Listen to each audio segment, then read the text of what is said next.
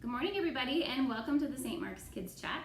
Last week in Sunday school, we learned all about Jonah and the big fish, which was a lesson on obedience. What does obedience mean? That you do something that someone tells you to do? Exactly. And Jonah was told by God to go to Nineveh to deliver a message that said, hey, you guys got to get your act together and turn away from your evil ways.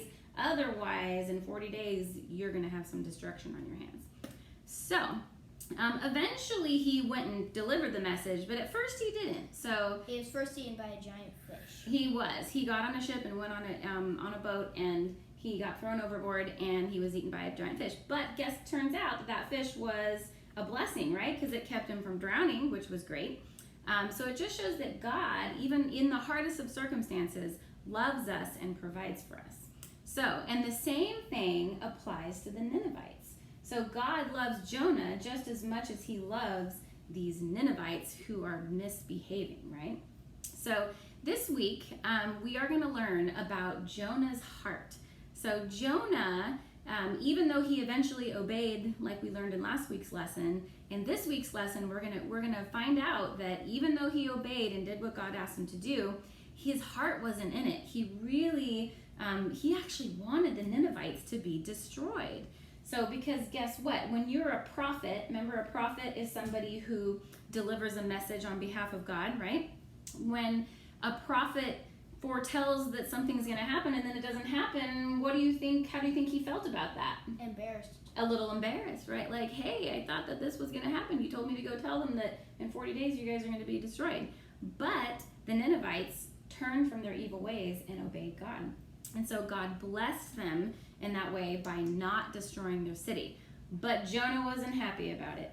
But you know what? God actually went to Jonah and said, hey, is it good that you're, angry about this? Like, should you really be angry about this?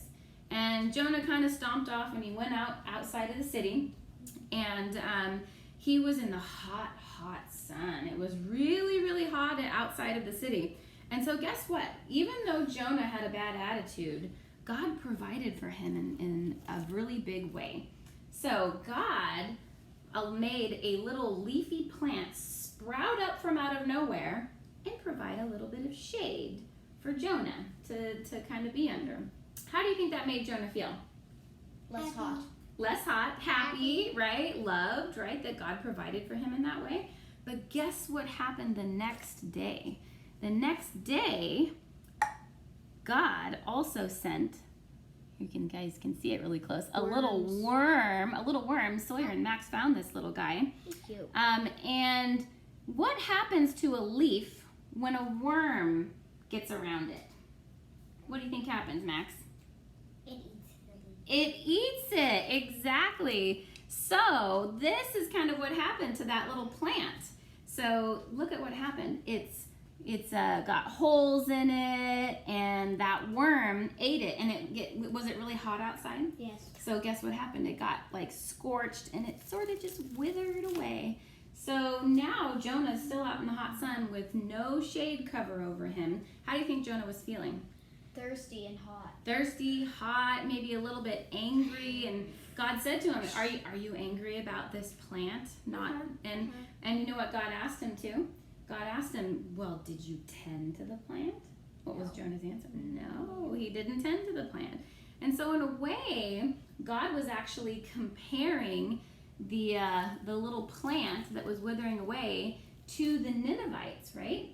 Because we have to take care of our people. God is taking care of his people, right? Just like he was taking care of Jonah. But did Jonah take care of his plant? No. No, he didn't take care of his plant. And so he was telling him, said, you know what? There's 120,000 people in Nineveh.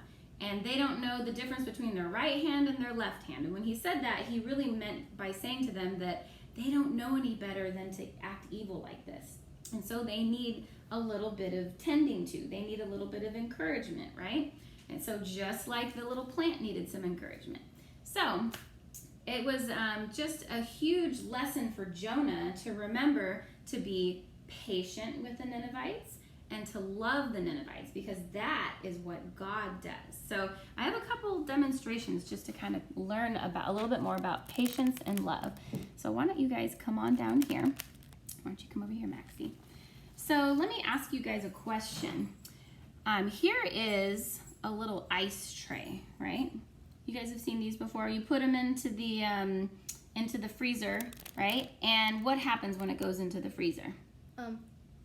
When you fill it with water, when you put it in the freezer, what happens? You get little ice cubes. You get little ice cubes, right? So, but does it happen right away? No. It doesn't happen right away, exactly. So, if for some reason we weren't patient enough with this little ice tray, and we tried to pour it into a glass, to maybe make our lemonade nice and cold, what would happen? What would happen? Well, let's find out. So, whoa, look at what would just come out, right? If we aren't patient enough, we don't leave it into the freezer for very long, it's just going to turn into water, right? So here's another little illustration, too, that I have for you guys. So I want you guys to pretend that this white egg was Jonah, okay? And I want you to pretend that this brown egg was the Ninevites, okay? So on the outside, to our eyes, do they look a little bit different? Yeah. Yeah, to our human eyes, they look different, right? So this one looks nice and pure and clean and white, just like Jonah thought he was, right? He was a prophet, he was a man of God. He thought that he was nice and clean and all that, but look at this brown one, right? This brown one, maybe it looks a little dirty because it was sinful, kind of like the people in Nineveh, right? So to our eyes, our human eyes, sometimes it's hard for us to see past the color on the outside of things. Mm-hmm. But let's look at the inside of these, okay? When we open up the egg, let's look at that. And then, now let's look at that. So, by looking at these two, do they look different on the inside? No. They don't look any different, right? So God sees us the same, right? He loves Jonah the same as he loves the Ninevites the same. He has so much love for both of us because he created both of us and he loves both of us, right? So even though we are different, even on the outside, like this, God doesn't see it any different. He loves us no matter what. Now, I have another little demonstration over here that I want you guys to see. So this right here, we have some shaving cream, right? I want you to pretend that this shaving cream is God's love, okay? So God's love, look at it. It can't be contained, right? Look at this. Look at how big God's love is. It keeps going and going and going. God's love, doesn't fit into the container, right? It's amazing. Look how big God's love is, right? It just keeps going and going and going. It is overflowing, just like it is overflowing for the Ninevites, right?